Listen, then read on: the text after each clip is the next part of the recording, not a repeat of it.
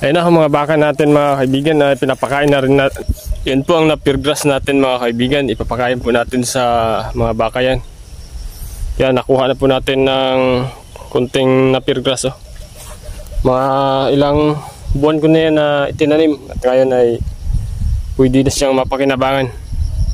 Maganda po to mga kaibigan na magtanim rin kayo ng napier grass para may pakain rin kayo sa mga alaga nyong hayop.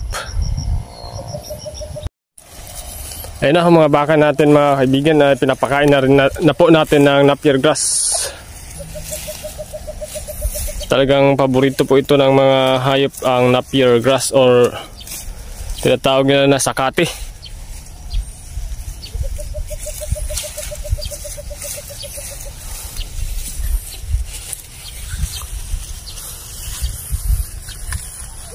Yan po ang mga kahoy na itinanim natin.